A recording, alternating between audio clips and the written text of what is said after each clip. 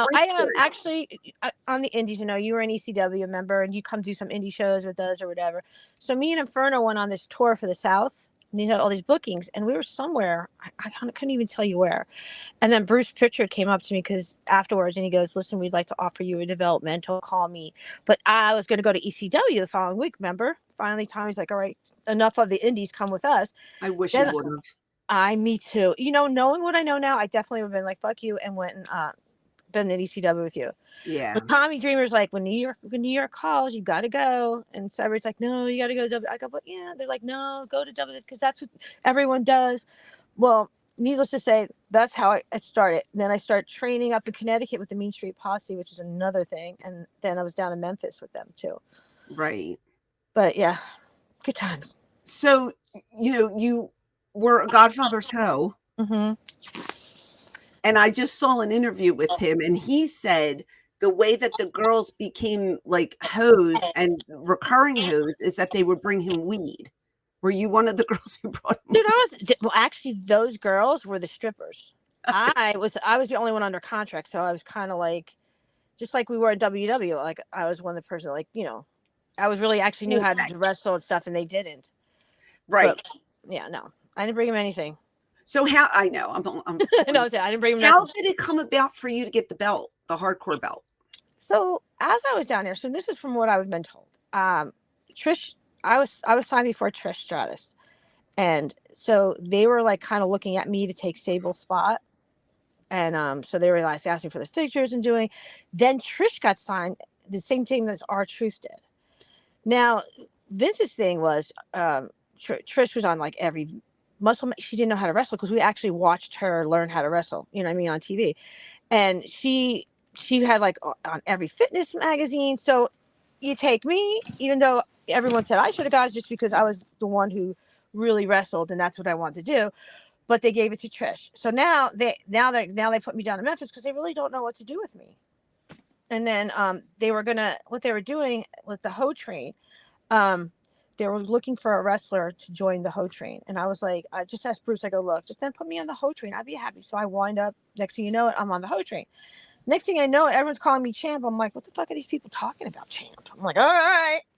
Well, I come to find out that day they go, you're going to win the hardcore belts, and they even said like, Fast Pin, Crash Holly, that if they would have known that they got a big pop and went over, they would have kept it going for a little bit.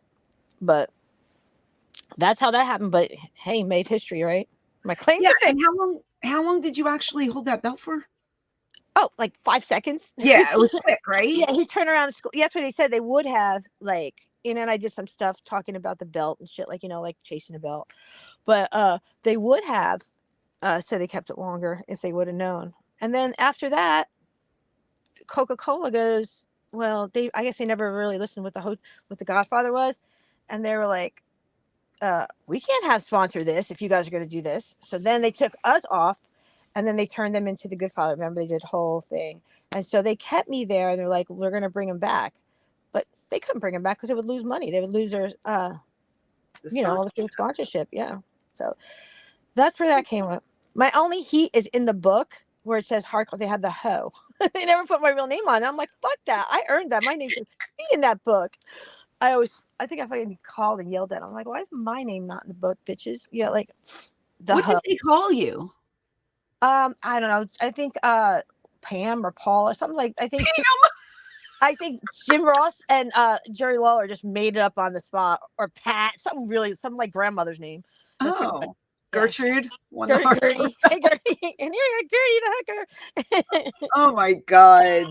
Crazy. Oh, God, yeah. I really wish you would have came with us. I wish so too. Knowing I know now, I would have been fuck you, WWF, and would have went with you guys. But everyone kept telling me no, because I knew maybe it's a blessing. We probably got killed on the road the way we were going at it.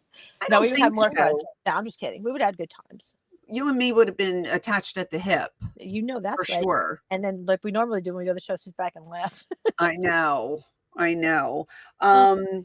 about the TNA stuff? Because you and I were there the first. Yes. So yes. They were there. I don't know whatever happened. We were supposed to come back reoccurring. Like we were under contract, but they didn't fulfill the contract. I have my suspicions on what happened there, but I'll let a lying dog lie. I think I know where it fell through. Do Yeah. you? Mm-hmm. You know, Mm. jealousy. I think a lot of it was, and try to push me into their thing. But it is what it is. It wasn't meant to What be. did you sign? Because I only signed for 4 appearances. Yeah, I signed like a contract for like I don't know 6 or 7, something like that. And how many Oh. did we actually do? I think I did I? did 4. I Okay, signed for 4, I did 4. okay, so I didn't do. They didn't fulfill my contract. I had more left to do, and everyone's Oh, like, "Sue." I go, "Why the fuck am I going to sue? That's so stupid." If you does anybody not know the wrestling business? I'm like, we need to sue for that. I'm like, oh no, that's like chump change. I got to do that. And then like how many shows did you actually do? Just the 2? I don't know. I did like 4, I think, because Okay. I was with David Young and we went out Right. to the thing. Yeah. Yeah, because And you then we didn't did get that. to do the battle royal with us. No, I was gonna say didn't what did I do the No, battle? No, I no. did. You're right. It was Kathy, you, and I forget Oh, who it else. was a mess. It Mhm. was Oh, a I saw it. mess. I did watch it, but you know what? It was so much fun. We It had a. was fun. It was just stupid. It was Hmm. just Well, stupid. that's what. Remember that you'd go out and there. Well, they weren't making any money. You'd go out there, and there's like they had to move everybody over one side so it would look like it was full Yeah. What was at the fairgrounds? at the fairgrounds in Nashville. Yeah. Yeah. And you had to pay $10 to watch it. That's hilarious. Yeah. Oh wait, wasn't this start out as $5? I think then it went to 10. No, it was 10. Oh, was it It 10? was 10 right off the bat. And I remember Bob Ryder called me and said, you have to do press for us. You're gonna do like a press tour with radio. And the first first radio spot I did, the guy says, "Oh yeah, you're doing a lingerie battle royal. What do you think of it?" I go, "I am." They never told me. Oh my God, that's No one great. told me. So after I got off the radio, I called Bob Ryder. I said, "Am I supposed to bring lingerie?" He goes, "Yeah." I was like, Oh my "Oh." gosh. Oh No my one God. told me. Nobody I was tell like, yeah. "Okay." Yeah. Yeah. So Good stupid. going. It So is. dumb. But I liked it there. Mhm. I did like it there. I liked everybody. The girls were nice. Yeah, it was a good locker room for sure. I think so too. Now, Yeah. I don't know the new TNA, that was a whole different story because we were at the very first. But the new So I hung out with the girls Mhm. from this era, and Mhm. they're all great. Right. Yeah. Fun. Yeah, fun. And the guys too. Like I'm friends with a lot of the guys that work there Yeah. now. They're fun. Mhm. They're a fun group of It wasn't people. because like anything, like especially like WWF, everybody's so worried about their spot, like they're gonna Right. lose it, like somebody's gonna take it. Like you could see how some of the top people was like my first day at WWF. I've worked on indie shows with The Rock in the past. So he's like, "Hey, I'm like I see you here." And I can see everybody looking at me. He invites me to eat lunch with him. I'm thinking to myself, this is the deal. This is gonna be a curse. They're gonna be thinking, oh, and I was sitting there eating lunch with them. Do you know that every eye was on my back? Thinking like, oh, what's she gonna try to do? Get with The Rock so she gets, but you know how they think. Mhm.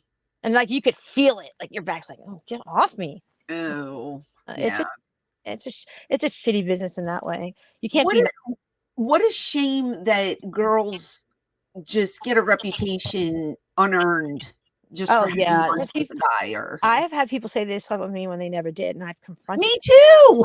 I'm like, "Do you think I wouldn't remember if I ever?" I go, "First of all, you're not my type. I would never get near you." I said, "So stop fucking telling people." I go, "What do you get from telling people that? I'd like to know. What do you get?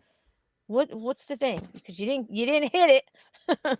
It's unbelievable. And then they do these shoot interviews and people hold their word like it's gospel. And it's just like, man, like what do you get out of making women look bad?